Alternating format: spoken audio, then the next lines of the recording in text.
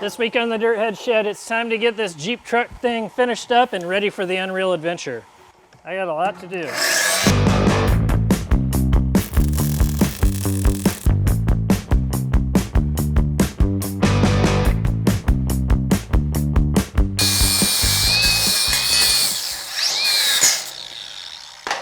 All right, this is the final push on the Jeep truck thing to get it ready for the Unreal Adventure.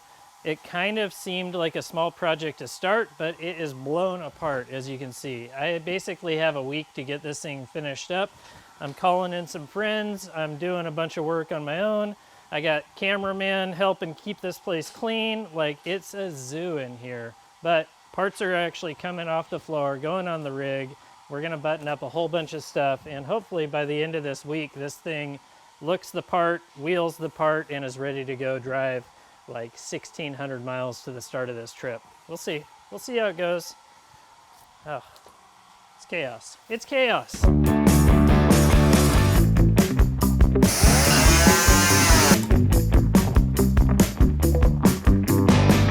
The bed's pretty much finished. All the big components are there, but I kind of was finishing up this main section of the floor, and I was thinking to myself, how's like this corner gonna bolt down, or how am I going to bolt the inner fender well to it if I build those? So right now, before we actually call it done, I just need to throw a little tab in the corner here, some tabs here, just some things so that when we actually go to bolt the aluminum to it, they have something solid to bolt to and it's not kind of flopping around.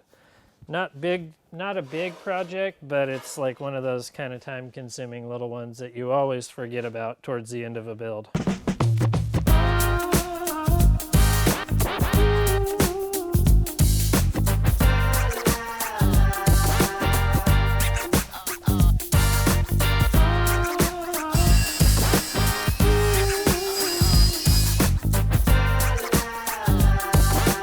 Since we got AJ outside doing the wrap on the hood, I want to lift this thing up and take care of two huge items that are like definitely needed on this rig.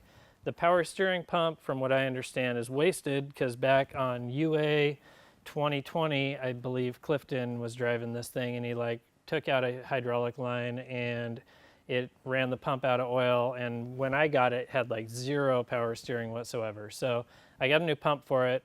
I got new hoses to run down to the ram. We're going to slam that all together. While I'm also under there, I need to do the whole front portion of the exhaust. This was sitting neglected in the back lot at Motor Trend. Somebody hopped the fence, cut the catalytic converters off of it, yanked the wires out for the oxygen sensors, and took off with the cats. So when I fired it up earlier and it sounded like a dirt track car, it's because it's running right off of the exhaust manifolds, which is not good. So we got to slam a whole new front exhaust system in it, and then hopefully at that point this thing's kind of ready to be back on its wheels and drive and go forwards and backwards. Basically it's got a funky flange up at the manifold that was unbolted and the whole cat was taken out.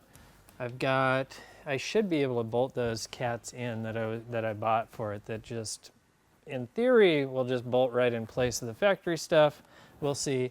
It does look like my plugs and wires and stuff are still here for the oxygen sensors. I was worried I was going to be like cutting and splicing stuff, but I think we actually have the other end of the plugs up here.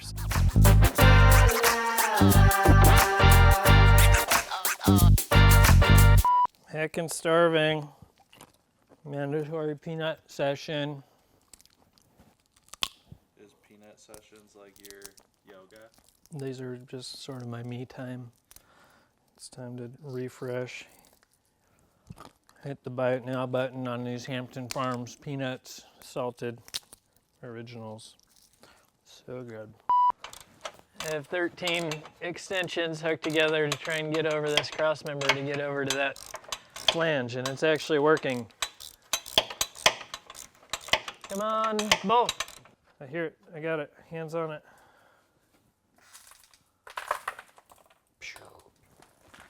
Dinosaur poop out of here. Maybe it goes this way and then up there.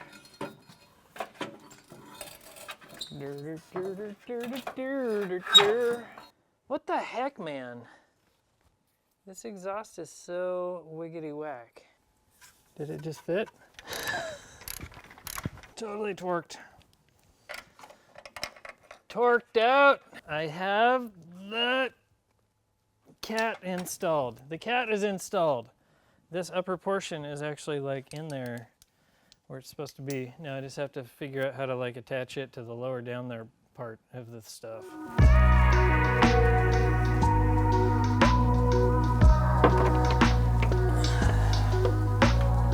Pump. The pump is out.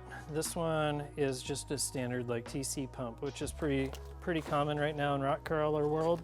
The one we're replacing it with is also a TC pump, but the pulley's the wrong size. So I gotta swap pulleys, swap this one onto this bracket, throw it in the rig, and then we should have power steering again.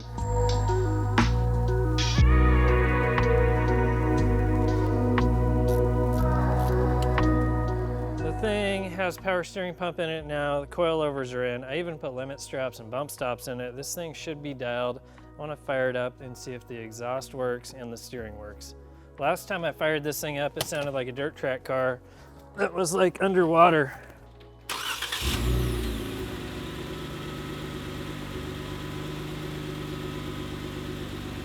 No whining, no nothing. It's pretty good. It's pretty good.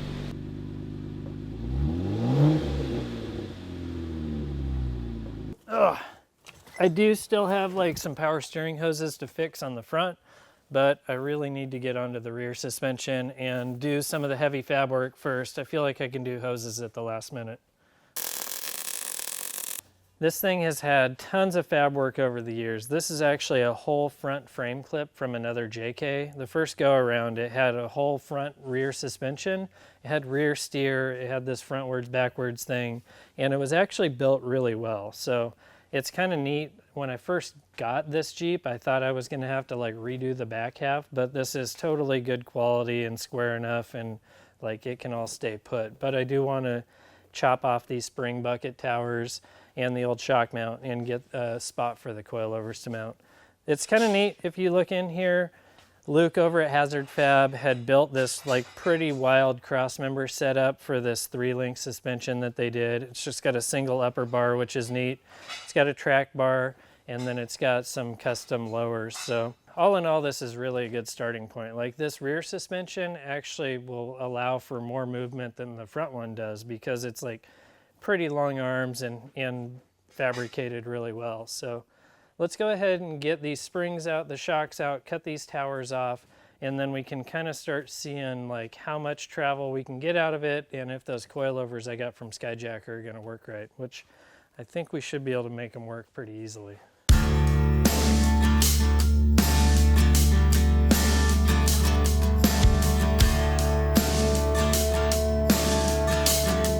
Check this out.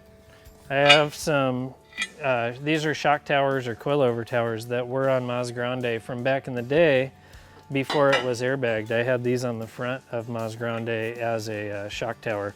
And I really think that I'm gonna be able just to like re-notch and reshape these things and have these be an instant coilover mount on the back of this. That is a solid win right there if these are gonna work.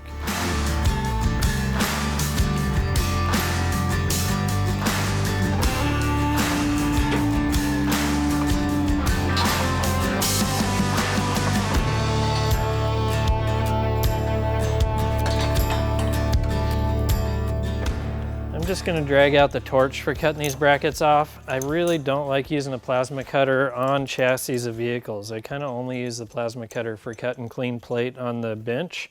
Anytime I'm like scarfing off a weld or something, it seems like I can do a cleaner job with the torch than I can with the plas. Usually like on a plasma cutter you get in here and you like think you're doing a really good job and then you get the thing knocked off and you like notice that you just cut a big old slice out of the frame. So I can usually have a little better control with this guy.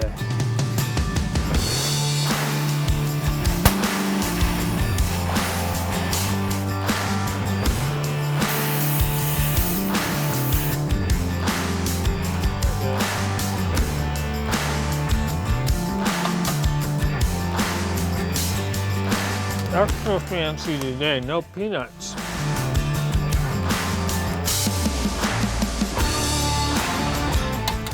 Heck yeah, that was a clean one. Yeah, those things came off nice. Now I just gotta clean the frame all up, and then we'll buzz the lower mounts off, and then we can kind of start figuring out what we're really doing here.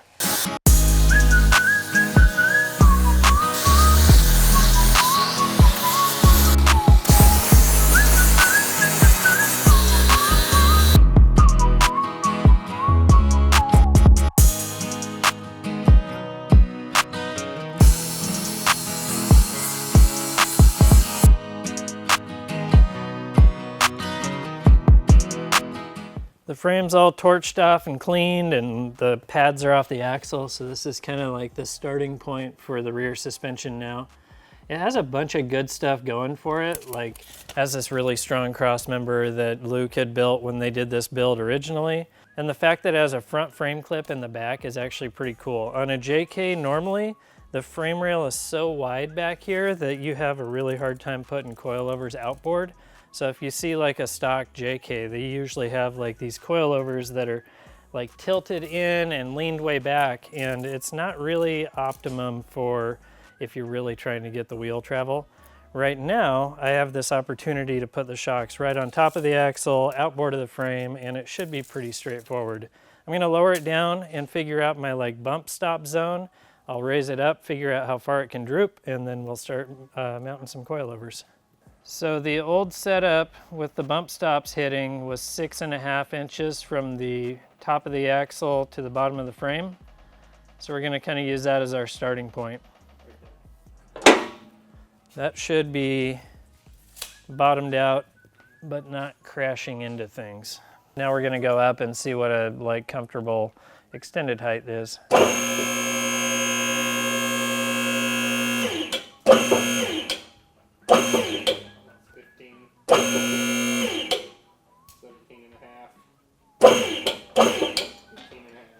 Okay, and that's pretty, I mean, it could get more. It's swinging forward quite a bit because the links are rather short for that much travel. But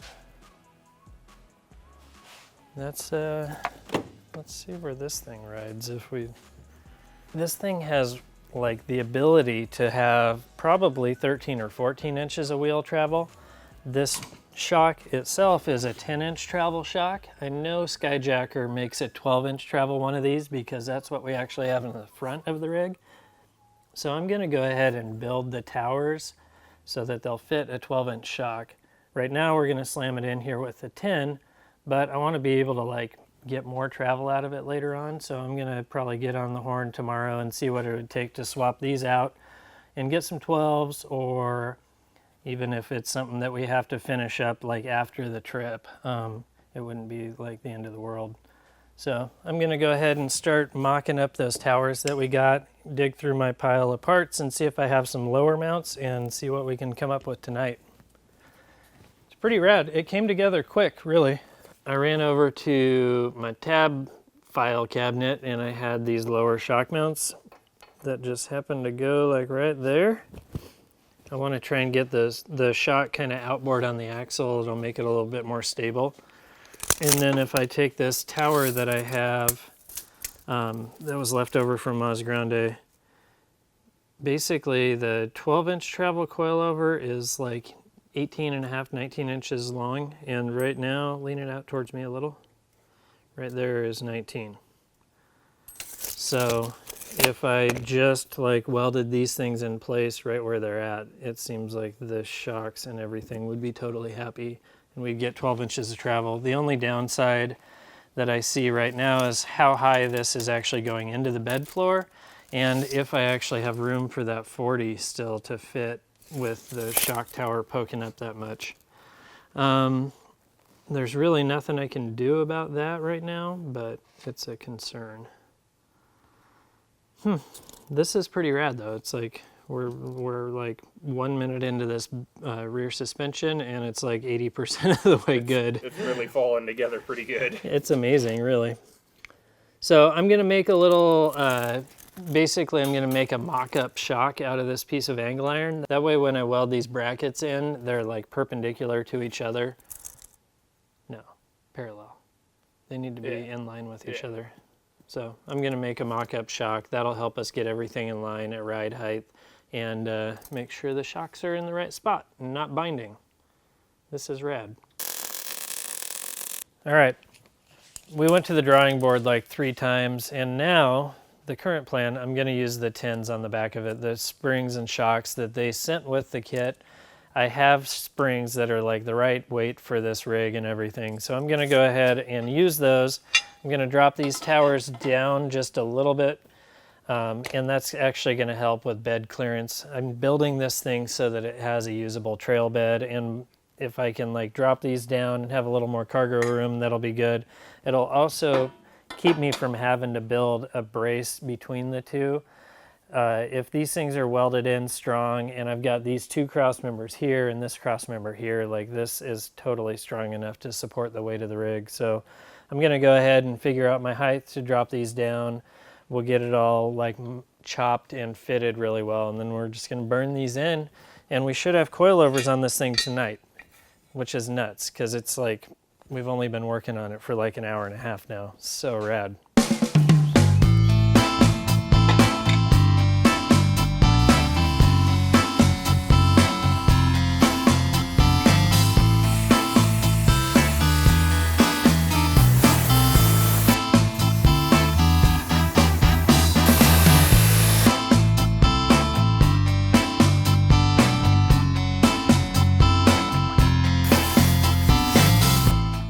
Towers are final fitment done. So we're going to tack these things in place, and then we're going to bring this up to a ride height, and then we'll tack the lower mounts in place. That way they're in alignment at ride height, not necessarily full compression or full droop. That just makes everything happier.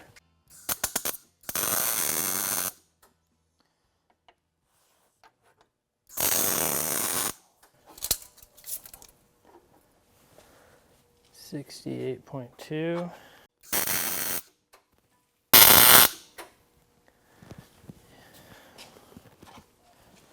Money. It's kind of like the whole roof of the thing's doing this, and the shocks are doing this. It's all a bunch of trapezoids and pyramids. And trapezoid trucks. And track bars are weird.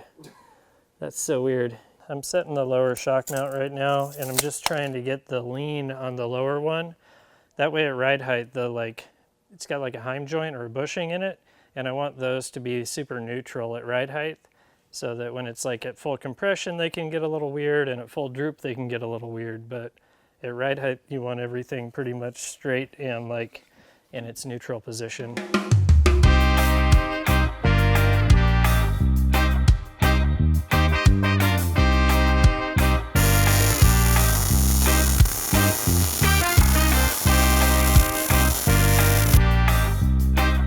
I was all sweating like 10's not being long enough for this, but I'm pretty sure once I'm out on the trail, it's not gonna matter. This thing's gonna smash. It's gonna do so good. Sweet. Dave. Coilover. Coilover's in. That's insane. Wasn't it like 2 hours ago we were like, what do we do? What are we doing? I'm gonna run these up until they're like, the springs are loose. I have a feeling the spring rates are gonna be really heavy for the fact that we have no bed on here, no spare tire, no tools, no refrigerator. About a ½ inch down was 0. Yeah. That's cool. Coilovers, dude. It's on its weight, it's got coilovers on it. This thing is gonna be so good. I've got about 3.5 more days of like solid work that I can do on this. So when I get back in the shop, it's gonna be go time, figuring out what has to get done, what can get left behind, and what we have to do just to get to the trip. But I think we got the big ticket items kind of dialed in. This is awesome. Super good. Thanks, Jess. High fives. Good work. Solid high five. Did you know that like the sound of the clap is like a very big thing now? Really? Yeah, like do it.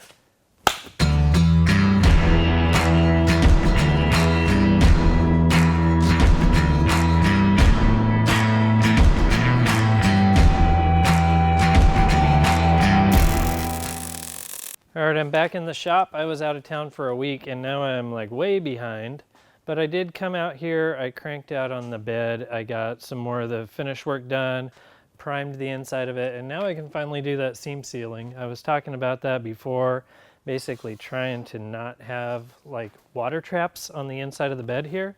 So I'm gonna do that real quick. We'll knock that project out, and then I gotta get over here and see what we're doing for the top on this Jeep. I got like a couple options and I need to see which one's gonna work out best. Let's do this first. Come on. This stuff's like extra gooey. I'm gonna try this trick. This one's pretty cool. If you're doing like caulking or seam sealing, you like put as much as you can in there so that it's all nice. And then you take your glass cleaner and spray over the top of it. Then you spray your finger and you can like smooth all this stuff out really nice without it sticking to your finger and becoming like a total disaster. RV trip. It's like, cool.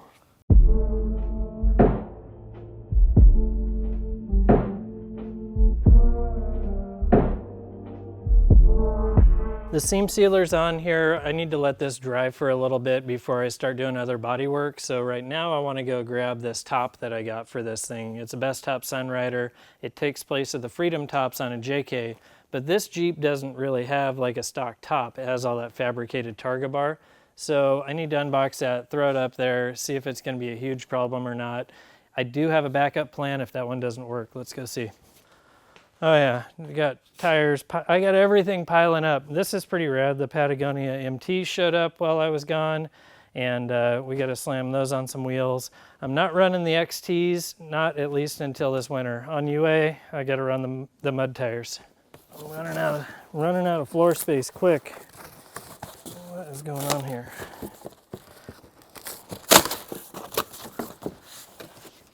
These things are super cool. It's packaged very well. Check this thing out. Yeah, this is rad. This is like factory grade stuff. Let's go fit this thing. Let me get it out of the bag.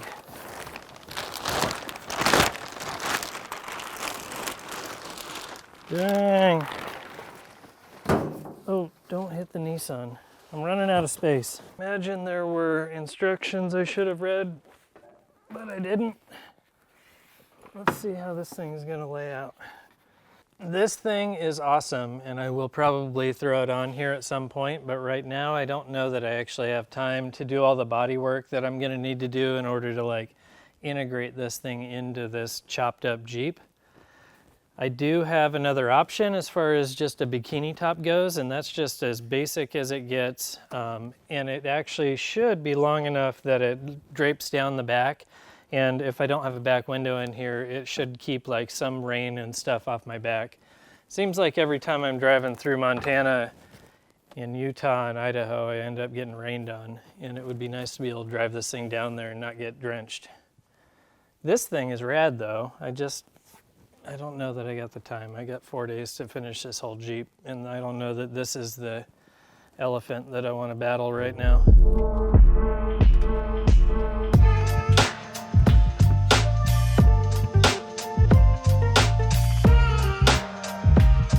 Second coat of seam sealers going in, that looks good. I'm gonna stay late, start on the body work, see if I can get some of these seams all smoothed out on it.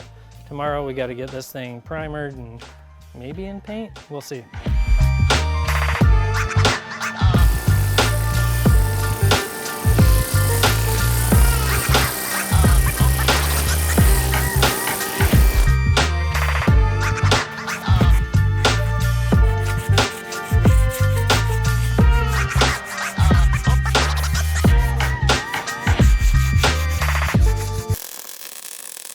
I was out here last night till like 2 in the morning, and I got the body filler all on this one and smoothed out. I've just got a couple like little glaze coats here, fixing just a couple little low spots.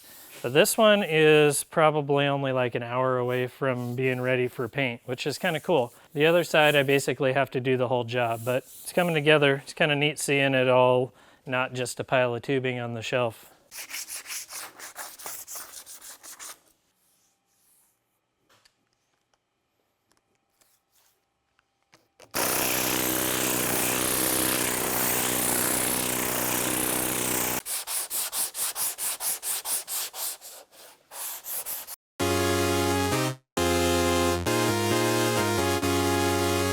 So this thing's pretty cool. It already has a winch mount and a front bumper that's pretty legit, and it's got off-road lights. It's got like all the things you want.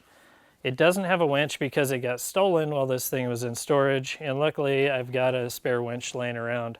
There is no winch sponsor on UA this year, so kind of get to put whatever I can on it. And I've got this like really inexpensive Voodoo winch. Voodoo Off-Road is like a rope company. So I've got that's going to go on here, and then we're going to swap out these old lights that one's broken and one's floppy, and they're going to get replaced with Baja Design LP6s. Those are going to be cool. I think this thing's already actually wired properly to where we can use like a high and a low beam, and it should be kind of a slam dunk modernizing the front end of this thing. What else are we doing up here? Duct tape intake's almost in. Yep. Yeah. Jesse's buttoning up the intake, and like the under hood stuff is actually kind of caught up. We had like Mark doing an oil change on it when he was here. I threw a new battery in it because the old one was junk. It's like, it's kind of becoming a thing.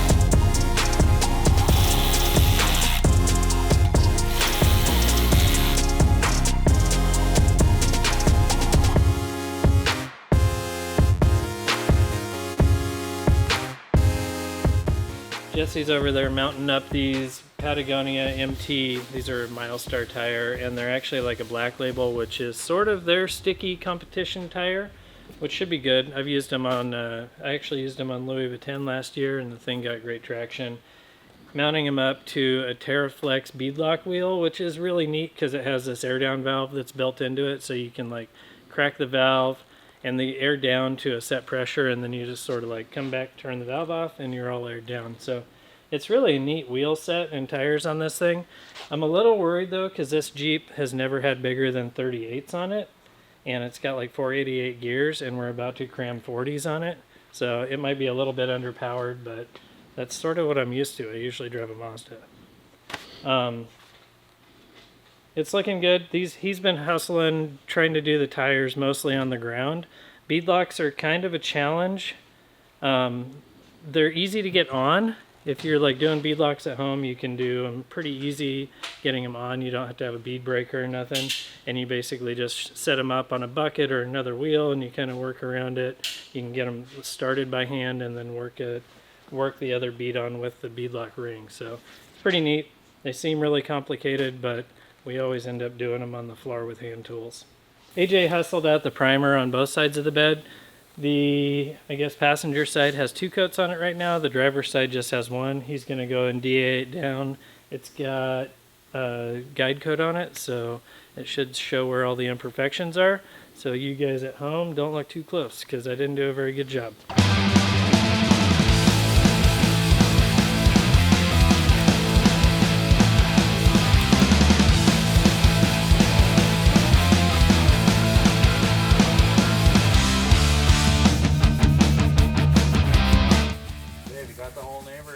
Yeah, dude, it's wild. It's really cool that like at the end of these big builds, it seems like my homies all rally around and help out with this stuff. It's nuts. Get her done. Yep. AJ's been out here helping me on the Mustang too before. One of these days I need to get over to his garage and return the favor. He's got some cool hot rods that I might be able to help with some chassis work on. AJ's been around the hot rod thing forever, and he is actually a paint rep for PPG as a career. So he's been around really good paint jobs like all of his life. I think it's a little bit of a reality kick in when he comes over here and he watches me just like mad thrashing trying to get this stuff done, but deep down I think he enjoys it. The show car thing is cool, but man, they never get done. Sometimes you gotta just gotta roll up your sleeves and bust out some crappy bodywork and paint it orange and hit the road.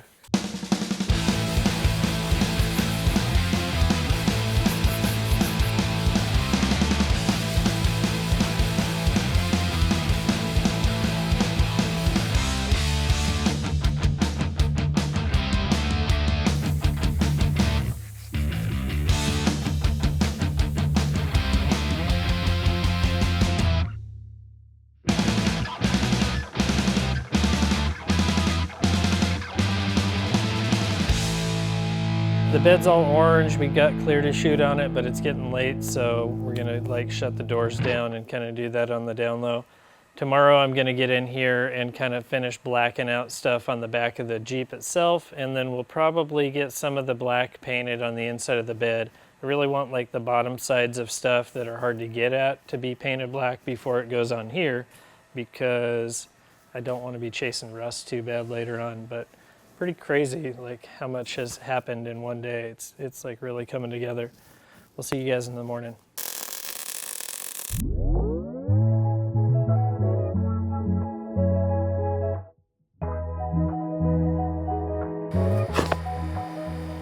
Check this out. We got the bodywork kind of roughed in and the color coat on the corners. Pretty rad. There's like 3 coats of color on there, and we'll clear it here in a second. The bed turned out amazing. I don't know, it just turned out amazing. There's not a whole lot of excuses. It's pretty cool. There's some like half-finished bodywork on it, but all in all, this thing is so rad. I'm gonna go ahead and keep working on cleaning that old wrap off the front. AJ's gonna be back here in a second to clear those cab corners. And then the bed is going on this thing, probably for its like only time, because once it goes on, it's getting all welded up. Pretty crazy coming together. Everybody thought this thing had like this terrible paint job on it and looked terrible. It's like brand new paint underneath that crummy old wrap. This is amazing that this Jeep is 12 years old and it's shining up like showroom fresh. It's so cool. I hope they got good stickers for Unreal Adventure, because these ones have been super cool. It's like a rite of passage having a 4x4 with the old Ultimate Adventure sticker on it. So many cool trucks over the years that got a chance to wear this sticker. It's pretty wild. When I first started wheeling, I would go out to TDS, which is a Jeep run out in Southern California, and I remember seeing a couple of rigs that were old UA rigs driving around, and I was like so stoked because I had seen them on the DVD or in the magazine, and everybody's the real deal. They're out there wheeling their stuff and still getting after it.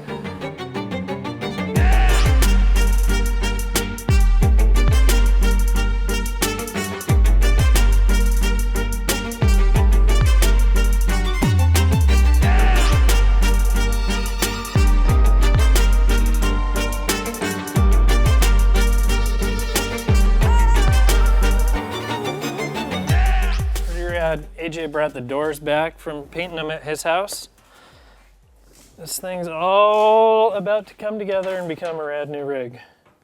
Right there. Sweet. All right. We have an orange cab of a Jeep truck thing. Stoked.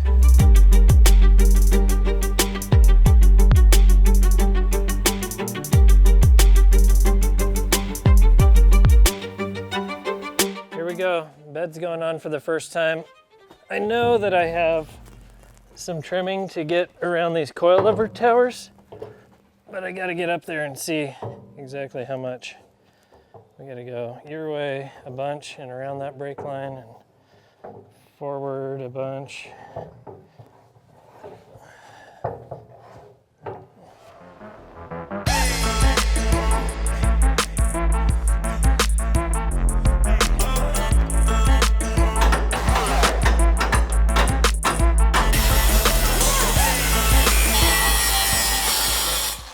The bed's in place, and luckily I built the thing sort of tacked in place, so I just basically have to go back and weld where I cut those tacks off. We trimmed up where the shock towers were, so like that's all in place. The bed is gonna drop on pretty easily. I've got a little bit of I wanna do an extra little tubing piece back here on this trailer hitch, just to make sure the hitch doesn't try to roll if I put a bunch of weight on it. But the bed is kind of on. I just got some welding to do. Crank this thing on there, and then it's time for like figuring out the fuel filler, putting taillights in it, running wires. Then I got to do a bed floor in it. The bed floor is going to be kind of a pain, but it should be super, like, it should be really cool if I ever get a chance to go back and like finish wheel tubs and all that. This thing's going to be sick. Super cool. Freaking stoked. All those hours, it's on. Yeah. Yeah, dude, been putting in some work on this thing to get it to this point, and we're not done yet, but like truthfully, I could like drop a piece of plywood in here and go anyway.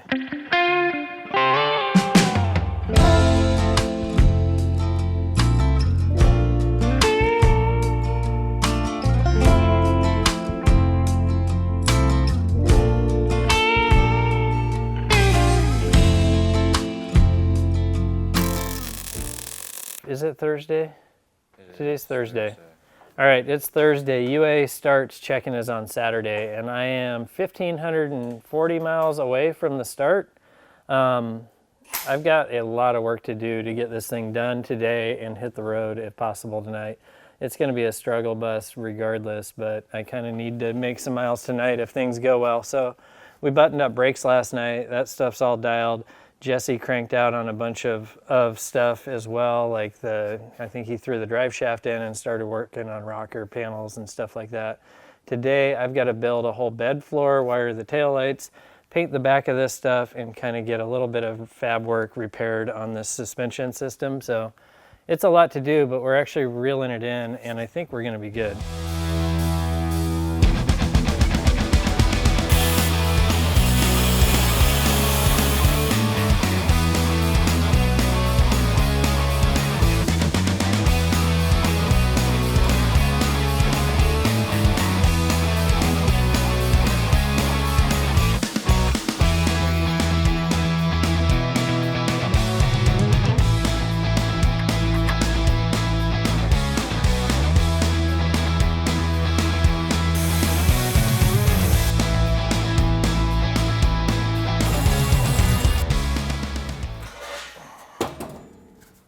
This is cool. This was the whole point of the rig, was to like build something so that you could haul your camping gear in it without putting it in the front back trunk.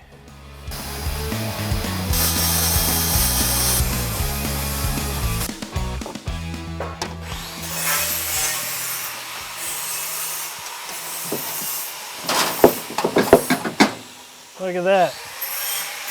Look at that. Got a bed floor. I'm gonna throw a couple self-tappers in here to kind of lock it in place. Sweet.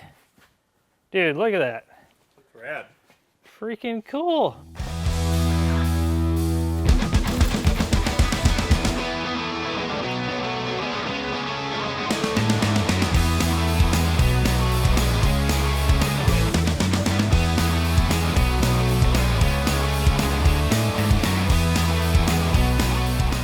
This is about the last of it.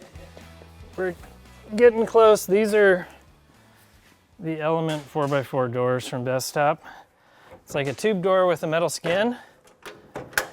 We spent a little bit of time putting them on last night, and now look at it. They're so good. Stock looking mirrors, stock fender flares, stock taillights. This thing is like, it's kind of a sleeper now. It looks so rad. All right, let's move this thing up and throw tires on it.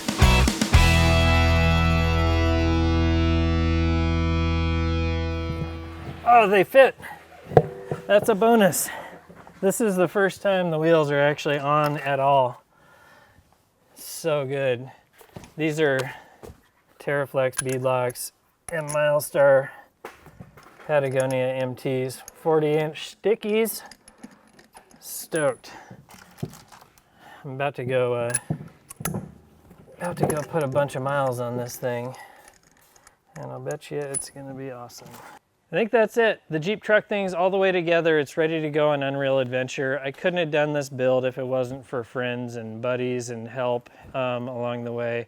I had Jesse out here for like 3 days. My buddy Mark was out here for a week. AJ swung by and he was doing paint work like crazy. It's wild. It's like they say it takes a village to raise a Jeep truck thing, and it's no joke.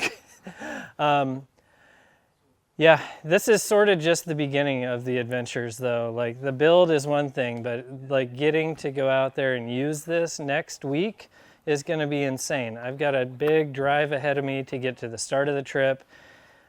Right now it's like the craziest feeling because it's like you don't know anything about the rig, you don't know how it's gonna perform.